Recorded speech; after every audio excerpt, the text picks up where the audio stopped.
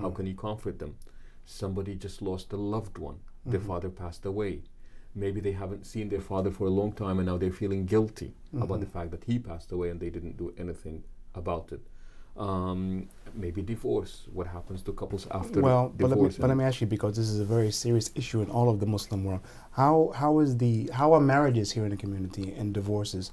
I mean, how are you able to counsel people about before they get married, helping them to stay married, and counseling them what's appropriate before seeking divorce as an option? Well, we do have a course. It's actually called Before You Say I Do, and it's a very popular one. And it seems like there is a manual for everything out there. You buy a microwave, there is a manual. You buy a toaster, there is a manual. But people feel that they can get married, and there is really no manual that they have read, and they think that all they need to do is just get married, and that's the end of it. So what we do is that we get these young brothers and sisters exposed to the right type of information, through which we try to empower them to have a successful, a long-lasting relationship.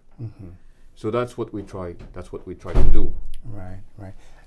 When talking about young people, what kind of programs? Because I mean, it's very important to be able to deal with the young people in a way which is relevant to them and make them feel excited and engaged. So, what kind of the things do you do in the community here to really to engage young people, or might be kind of unique among communities? You know, in our community, there is a lot of emphasis on the youth. Number one, they represent the majority. Population-wise, the youth population is the biggest population in our community. So we try to devote a good number of our activities towards these young, boys and girls. The other thing is we also try to have the youth be in charge of their programs. I mean, to come and listen to the Imam once a week, that is nice. But why is that important to let them be in charge of their own programs? Simply because they know what would be the best activity for them versus somebody who is much older. You may come in and think that, oh, I know what's good for them. Right. And reality is, if you were born yesterday and they were born today, you are out of touch.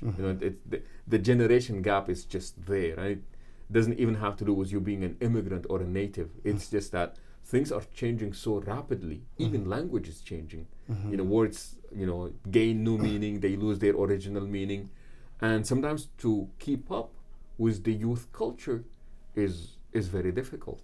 I mean, like you said, this is very real that words change. When you talk to young people, do you try to incorporate some of those words which they're more familiar with? I try, and I usually fail, and they usually laugh at me. Right. When I do this, I would say, "Oh, that's really hip," or "That's really cool," or "That's this and that." Right. So I try to do this, and you can really see that it does make a big difference. It sends a message that you are approachable. It sends a message that you're not judgmental. It sends a message that, you know what, I can really talk to this guy. Because you're almost speaking my language. So now it tells you that, it's okay to talk to me. Right. And tell us a bit about this masjid in this center, and how is it established, and what kind of services it offers. Well, we are strategically located. We are exactly the middle point between Los Angeles and San Diego. We are the last masjid in this part of the town, and then the next masjid is 67 miles down south, which is in San Diego. We have been operating since 1998. That's when we got the building.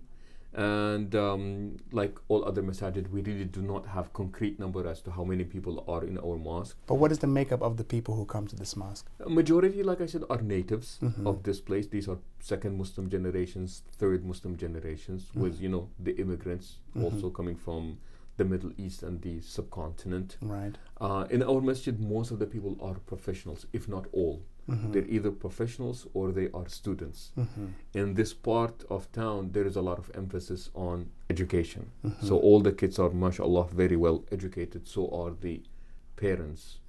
And rarely will you find somebody who is not educated in this place. And if they're not, they're business owners. So you have got, it's a community that is affluent compared to other places, a very highly educated community. And what's unique about this community is that this is a community that has decided that America is going to be home a long time ago.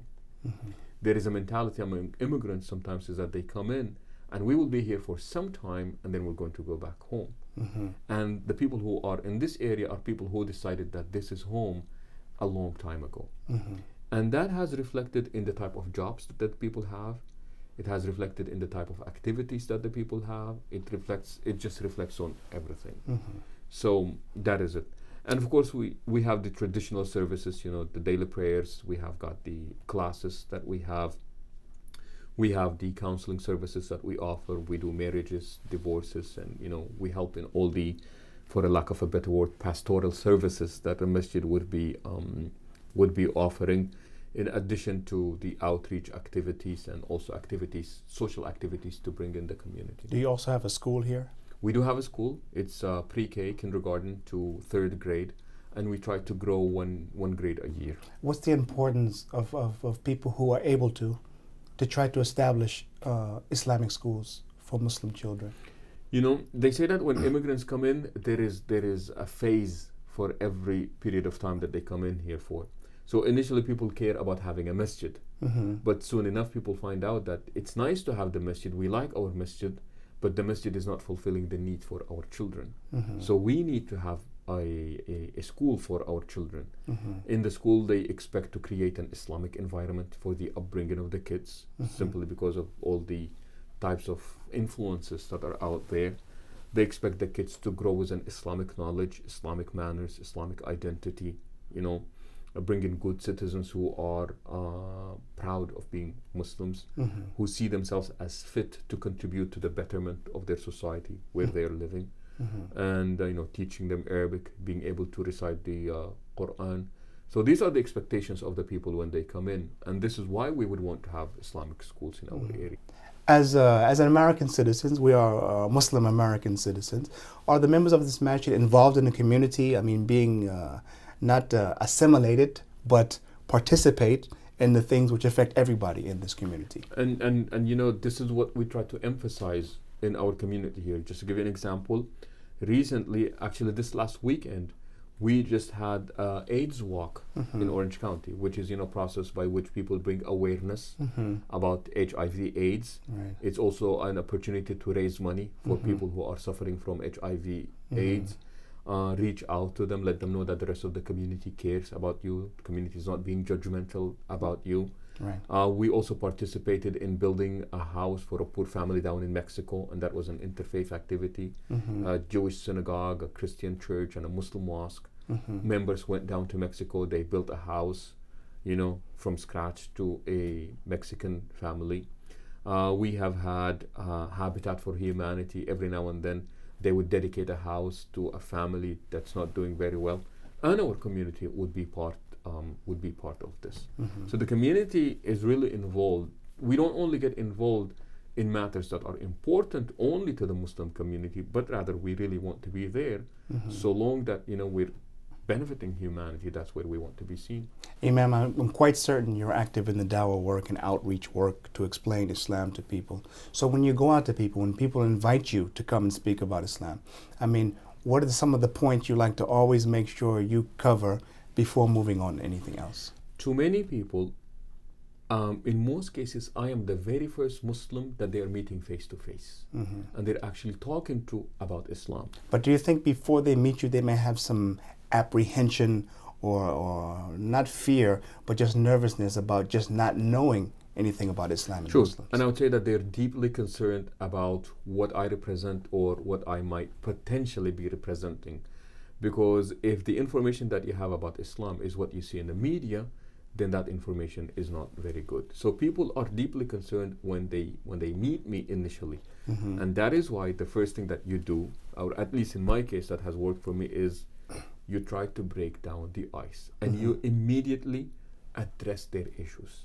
So I would tell them immediately, the minute I meet with them, I say, thank you for the opportunity. It helps me to give you an image other than the mass murders of 9/11. And when people